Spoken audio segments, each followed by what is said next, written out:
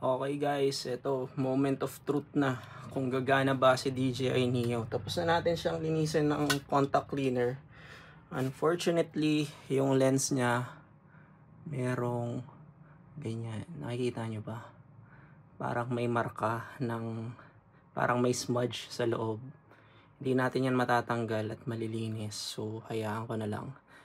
I-check ko na lang yung footage kung greatly na makaka-apekto ba siya talaga. So, ito yung battery na gamit natin sa kanya. Ito na lang yung gagamitin natin, yung isa pa nating spare.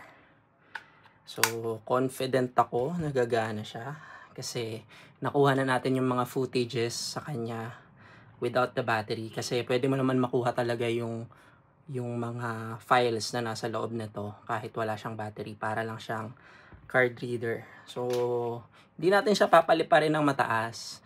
I-try lang natin siya kung gagana at kung ko-connect siya dito sa ating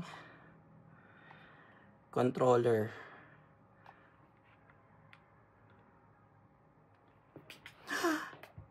Ayaw gumana.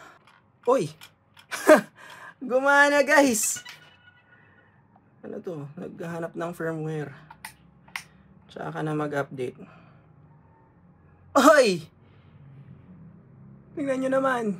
Gumana. Hindi ko lang alam kung gagana ba siya talaga. Pero gumana eh. Check natin yung files. Yung mga footages kung nandito. Oy! Nandito. Ito yung sinasabi ko sa inyo. Kakatapos lang niya yan. Bago siya mag-crash. O diba? Fast forward natin. Follow mode yan guys. Tignan natin yung iba. Ayan o. Kakatapos lang yan ng circle. Na ganyan. Actually dalawa yan. May mas nauna pa. Ito. Imagine kakatapos lang yan ng ganyan. Tapos ito yung last footage niya. Bago siya mag-crash. Tada. 1 second lang. Kasi sobrang bilis talaga. Talagang moink. Bumagsak na lang siya. Pero ang galing gumana. Check nga natin kung lilipad or mag-i-engage lang.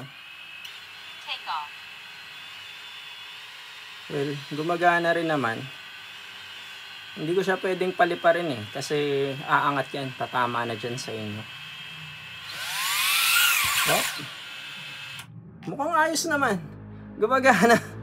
Ang galing talaga na itong Neo. Chill na chill lang. Well, problema na lang natin is yung yung smudge sa lens. Sana hindi siya masyadong pangit. Kung maganda rin naman yung footage or okay lang naman yung footage, hindi ko na siya babaguhin siguro. Or hindi ko na kakalasin. Hayaan ko na siyang ganyan.